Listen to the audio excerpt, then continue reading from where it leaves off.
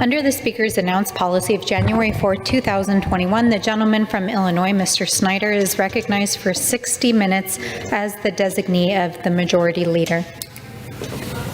Madam Speaker, I thank you. I rise today to honor the brave men and women of Highland Park. Independence Day in Highland Park, like it is in so many other places around our country, is a special day. It's a day where families gather, whether it be at a barbecue or a park or whatever it might be, celebrating the birth of our country, the ideals of who we are as a nation, and all that we aspire to be. The Highland Park Parade is a very, very important centerpiece of our community. Prior to COVID, families would gather, putting their chairs out sometimes the day or even 2 days before, planning exactly where they would sit to have the best view, knowing that their kids or maybe grandkids, their classmates, members of their church or synagogue, their service organization were going to be marching in the parade, and they'd want to be able to look and wave, say hello. This year was different, though. This year was the first parade since 2019, because in 2020 and 2021, the parade was canceled due to COVID. There was a special excitement. There was a special feeling in anticipation of the parade this year. Finally, we were back together as a community.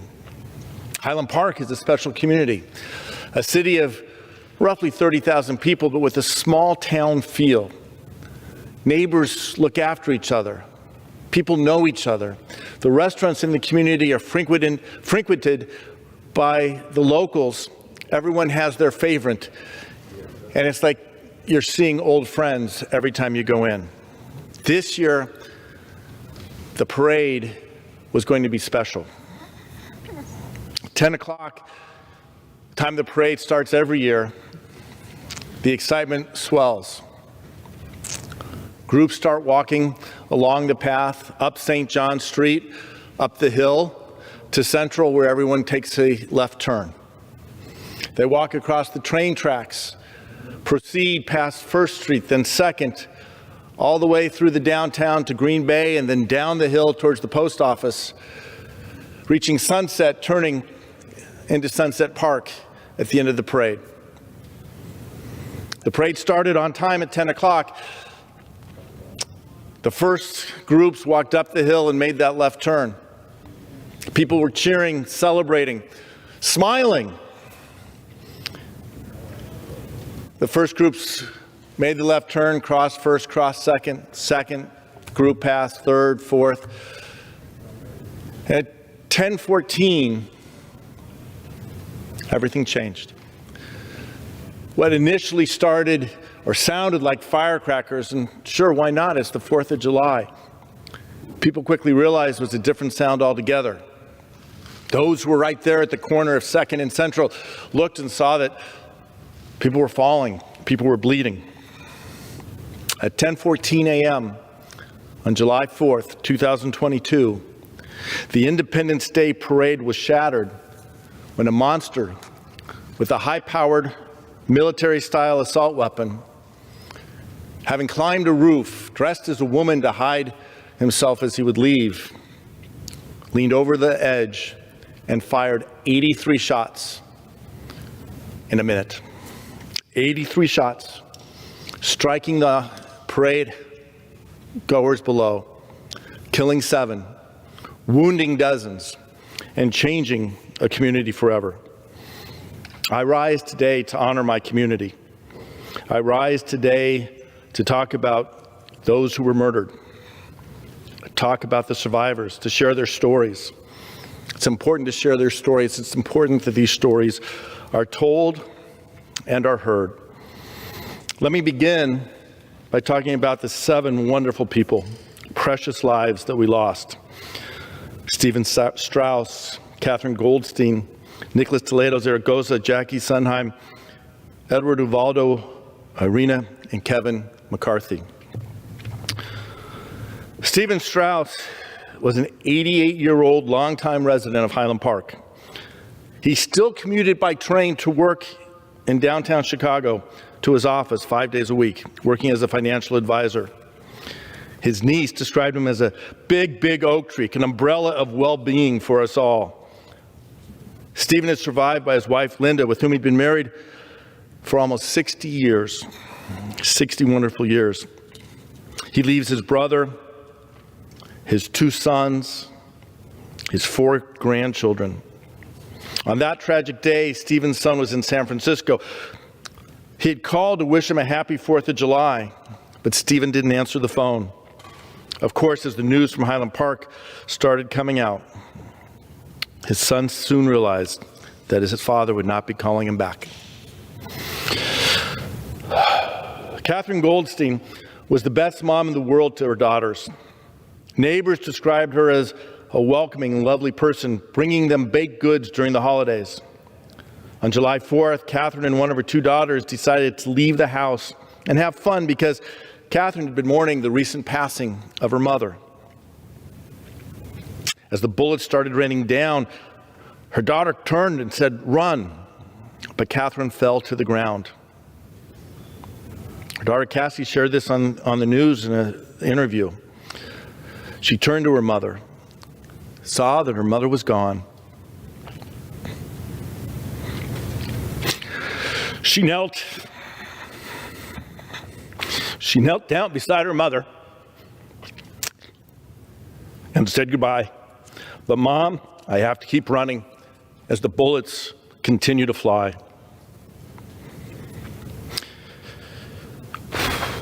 Nicholas Toledo Zaragoza was a 76-year-old retiree from Morelos, Mexico. He spent many years in the Chicagoland area. He had returned to the United States to spend time with his family before fulfilling his desire to rest in his beloved homeland of Morelos. Nicholas was a loving father to 8 children and 25 grandchildren. On the day of the parade, Nicholas was smiling in his wheelchair as horses marched down the street. When his family began to live a nightmare with sounds of gunshot, and Nicholas was suddenly struck and killed. Members of his family were also wounded. Now, Nicholas's family looks to him as a guardian angel, as they were together to hold their family united in their grief. Jackie Sondheim was 63 years old. She loved to rescue dogs and was a lifelong employee and member and centerpiece of North Shore Congregation Israel. Her kindness and work touched everyone in her congregation and even those beyond. She was the events coordinator. She worked with everyone in the congregation who celebrated bar and bat mitzvahs, weddings, events that were celebrations to bring family together. But she also worked with the caterers and the florists, many of whom came to her funeral. Jackie never lacked a smile or a hug for anybody. In fact, she was there for everybody. She's survived by her husband, her daughter, and an entire community devastated at the loss of such a caring person. Eduardo Uvaldo is survived by his wife, Maria, 4 daughters, 12 grandchildren, and 6 great-grandchildren. Actually, I think he has 13 grandchildren. He was born in Mexico and was loved as a jovial bowling champion. I talked to his kids about his love for bowling. Eduardo happily attended the parade with his children and grandchildren. Later that day, after the shooting, his daughters were pleading with the entire community on social media to join them in prayer as Eduardo fought valiantly to survive. The family began to pray for strength. The community prayed with them. Eduardo was incredibly affectionate with everyone in his family, but especially his grandchildren. He loved seeing and spending time on these special occasions and would take a photo with his grandson every year. On that Monday, that fateful Monday, his daughter couldn't take a photo, and now she believes that God did not want her to have a reminder of that day. Irina and Kevin McCarthy met while working together. They married about 5 years ago and moved to Highland Park in 2018. The couple had a 2-year-old son named Aiden, whom Irina and her husband, Kevin, were obsessed with. On July 4th, they joined together, they went to the parade. They were right at the corner. When the gunshots started, Kevin and Irina did what all parents do. They covered Aiden's body to protect him. And in defending their son, they sacrificed themselves. Aiden was found wandering the area, covered in blood after the gunfire. The Ring family took Aiden to their home. He played with their 2-year-old daughter after they cleaned him up and watched TV with the Ring grandfather. Eventually, Aiden was reunited with his grandfather, of course, because Aiden now was an orphan. His parents had been murdered. When Aiden's grandfather picked him up, Aiden had a single question. Are Mommy and Daddy coming soon? Irina was 35 years old. Kevin was 37. They were deprived of the most precious thing, being parents to their child, being able to raise him, to celebrate his birthdays, his adulthood, weddings, and maybe children of his own. Community is united behind Aiden. The community struggles to fathom, how is this possible? Aiden will now grow up having only the memory of his parents, not the hugs and not the love that he deserves. Aiden's not the only innocent child whose life has been changed. Many have been injured and wounded. Among them, most grievously, is Cooper Roberts, a vibrant, beautiful 8-year-old boy who, as I speak, is fighting for his life in the hospital. Cooper was at the parade with his family. His twin brother, his parents, his mother was also shot. His brother was wounded. When his mother learned after her surgery that Cooper's spinal cord had been severed, she demanded to be immediately released from the hospital so she could be by his side, as every mother would do. Cooper's injuries, besides the severed spinal cord, continue. He's had a torn esophagus, infections, and a collapsed lung. Already, Cooper has had 7 surgeries and been kept sedated because of the pain. During a brief moment of consciousness, Cooper asked to see his twin brother and his dog. The family continues to keep the community updated, and I and our entire community are praying for Cooper's recovery. Cooper's life and the lives of many others have been saved because of the work of emergency medics, police, firefighters, nurses, and doctors who have gone to extraordinary lengths to meet the needs of our community. I'd like to take some time to reflect and celebrate some of those heroes. I mentioned the parade had just started. Many groups had gone by. One of the groups that had just crossed over 2nd Street were the firefighters on the truck, celebrating because in Highland Park, I mentioned, we are, like everywhere around the country, a small town where it's home for so many people. The fire truck, it wasn't just the firefighters on the truck, it was their families, their wives, and their kids, because they're all a part of our community.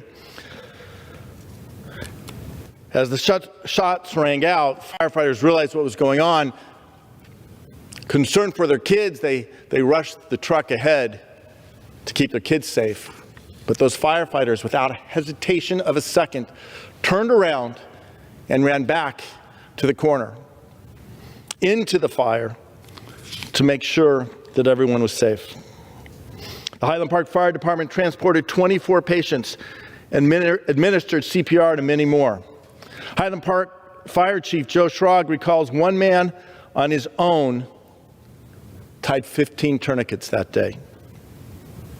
One man, 15 tourniquets. It's more than just the firefighters. And I'll come back to the police in a second. These are trained professionals. They behaved the way they were trained, and they were extraordinary. But there are also many people who may have been medically trained, but not for a situation like this. They responded as true American heroes do. Bobby Shapiro is a tech salesman. In fact, he has no medical training. But suddenly, in the flash of a moment, he became a first responder and began doing whatever he could to help. He found an elderly man with a gunshot wound to his thigh and abdomen. Bobby and another bystander gave the man chest compressions. They applied pressure to his wounds as Dr. Wendy Rush, an anesthesiologist at the parade, helped the man to breathe. After 30 minutes, Bobby boarded an ambulance with the elderly man and stayed by his side all the way to the hospital. The man Bobby stood by was Stephen Strauss, one of the 7 victims that day. Bobby wasn't alone, though. Commander Jerry Cameron also attended to Stephen Strauss. He made sure, Police Commander Jerry Cameron, and he made sure that Stephen Strauss wouldn't be alone. Because as I said, Highland Park is a community that many of us call home, and we treat each other as if they're family. David Baum, Dr. David Baum, a fixture of Highland Park, who's been there so long, I shouldn't say so long, but Dr. Baum delivered my 2 sons, my wife and our 2 sons, nearly 30 years ago, our oldest son, and less than 2 years later, our younger son. I've seen Dr. Baum under pressure. I've seen Dr. Baum perform with care and compassion. Dr. Baum, after the shooting, after sheltering initially behind a bench with David Salek, rushed to treat bodies he could only describe as having wartime injuries. He didn't know where the shooter was. He didn't know that the shooting had finished. In fact, he didn't know that the shooter wouldn't be caught for 8 hours, but he knew he had to help, and that's what he did. Lake County Sheriff John Eidelberg was waiting to start the parade. I walk in many parades with John. I know him as a wonderful person. My group was in the same location, and as soon as the firing started, the people who were waiting all immediately cleared out of the area. Not John Eidelberg. John Eidelberg, as he stepped onto the parade route, saw a group of people running towards him the wrong direction, shouting, "Shots fired, shots fired." Instinctively, as the Marine and longtime law enforcement officer that he is, he ran the other direction, towards the gunshots, unarmed. Sheriff Eidelberg remembers seeing a lot of blood on the sidewalks and street when they arrived at the corner of Central and 2nd. He immediately, with the assistance of another officer, ordered all available resources to the scene. As he watched victims being attended, he noticed a woman on her stomach with blood coming from her back. Sheriff Eidelberg immediately began to apply pressure to her wound with gauze that was provided by an emergency worker. As he applied the pressure, the sheriff comforted the woman. "I'm here for you," he said. "I'm not going anywhere," he told her. He stayed with that woman for 30 minutes as they waited for an ambulance, while her husband coordinated the care of her daughter they had brought along. These are the stories of my community, of my friends. I mentioned the police and fire departments. I mentioned that the fire department transported 24 patients and administered CPR, applied tourniquets. The police, who were also a part of the parade, were there in a blink of an eye, without hesitation. Relying on their training and instinct, they immediately responded to the needs of our community. An incredible story is Highland Park Officer Ginger Stokes. Officer Stokes had been with the police department since 1997, working the Juvenile Investigation Unit, the Patrol Division, the Crisis Intervention Team. During the attack, Officer Stokes had in her car, in addition to her vest she wears every day that would not stop a rifle round, she grabbed her rifle-rated vest, a second vest. As she saw the injured, she saw one in particular, an injured woman, she took off that rifle-rated vest and put it over the woman. Then, despite not having that protective vest, she ran back into the line of fire. Officer Stokes' astounding heroism, Commander Jerry Cameron's astounding heroism, in fact, the heroism of all the first responders, police and fire in Highland Park, is nothing short of amazing. And there are no words I or a community can fully express to convey the appreciation and gratitude we have for them. Without the immense work taken on by first responders that day, I fear that the tragedy could have been far, far worse. First responders and the civilians who went to help. I thank and praise all of these people. I'm grateful for them, and I pray for their well-being. I ask you to keep them in your prayers as well. Our community is in pain as we think about the loss we've experienced, the members of our community who are gone. Our first responders share that grief with us. And the pace of their work doesn't slow down. In fact, for an entire week, the blocks around the shooting were cordoned off as a crime scene. Police were searching the area, collecting evidence. Other police officers were making sure that it stayed secure, protecting the area. If you looked at the police cars, or the names on the police cars, it didn't say Highland Park. It said Glencoe, Deerfield, Niles, Morton Grove, Prospect Heights, so many more. Because first responders from the entire area around Highland Park came to help us. It wasn't just in the days after keeping the area safe and secure, it was at the immediate time of the event. First responders from around our community, as well as the state police and federal agencies, FBI, ATF, all descended immediately onto Highland Park. I had the chance later in the day to see the command center where they were focused. With incredible professionalism, incredible focus, and amazingly swift action, they identified the shooter, located the shooter, and apprehended him. If not for all these people, their work, their diligence, their professionalism, their excellence, I don't know that the shooter would be captured today. Following the shooting, the community has united in an extraordinary way. Others have come to help.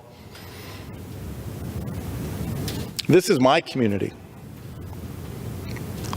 These were my neighbors. All of the people at the parade who experienced this shooting, who will be forever affected by this shooting, are the people I live with and I see every day. I know their grief, their struggle, their anger. And that's one of the reasons why I'm so grateful for all of the people from areas around who have come to support us. One example is at the high school, they set up a response center to provide counseling services for anybody who might need it. 800, I believe it's 800 counselors have come already to the high school to talk to residents, anyone who stops by. Already, in just a matter of 10 days, more than 3,000 people have received comfort and counsel trying to get through a very difficult time. There's other stories. After the shooting, as the police gathered and first responders, a food truck started serving meals to the responders for free. Soon, customers made donations to cover the cost of those meals. A generous family called the owners of the food truck and said they would pay for every meal provided to first responders on Friday.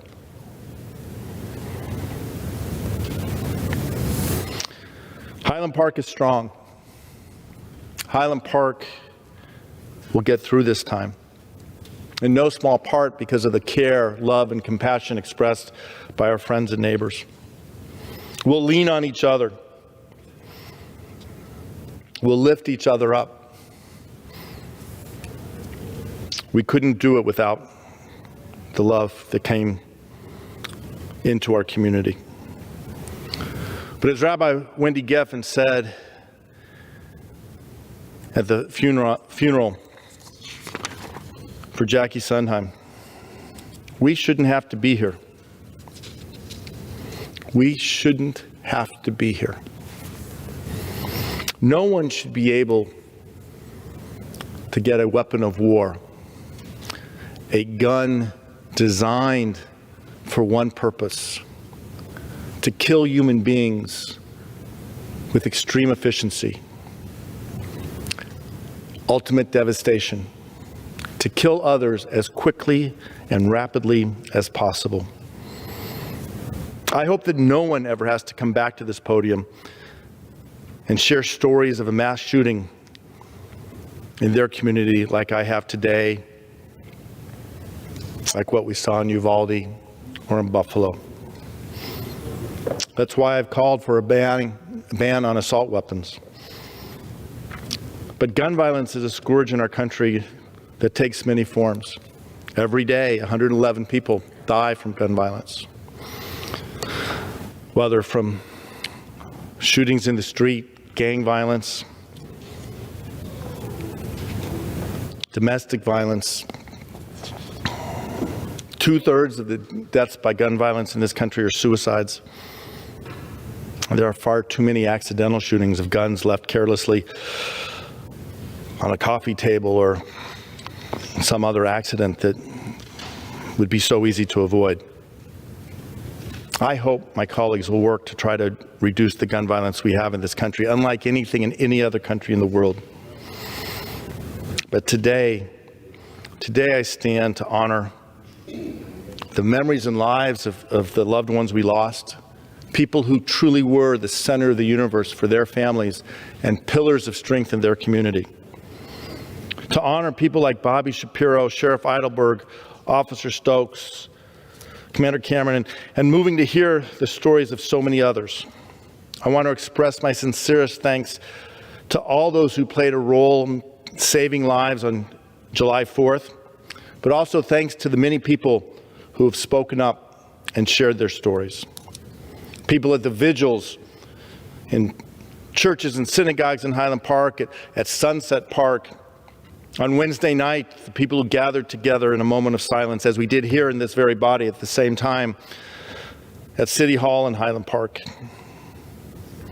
The people who came to Washington with March 4th, a group that on Wednesday rallied for changes in our gun laws to make a difference in lives and fight to make sure no other community experiences what we have in Highland Park, in Uvalde, Buffalo, El Paso, Las Vegas, Pittsburgh, Orlando, Denver. The list just goes on and on. We can't wait any longer to take meaningful action on this violence. Our grandkids can't afford to wait. Our kids shouldn't be made to wait. Our entire country deserves better. Madam Speaker, I close by saying this. The last 11 days have been incredibly painful for my community. Highland Park will recover. We've experienced something that no other community should ever experience, and too many communities suffer from each and every day. It breaks my heart to realize that in all likelihood, I will not be the last member of Congress giving this speech. It's possible that, in fact, this may not be the last time I have to give a speech like this. Enough is enough. I hope the members of this body will find the courage to take action and save lives. Let's start by getting the assault weapons ban in place, these military weapons of war designed to kill and devastate off our streets. And let's always honor the memory of those who should be with us here today, but were murdered in the primes of their lives. May their memories and the memories of all lost to gun violence forever be a blessing. I yield back.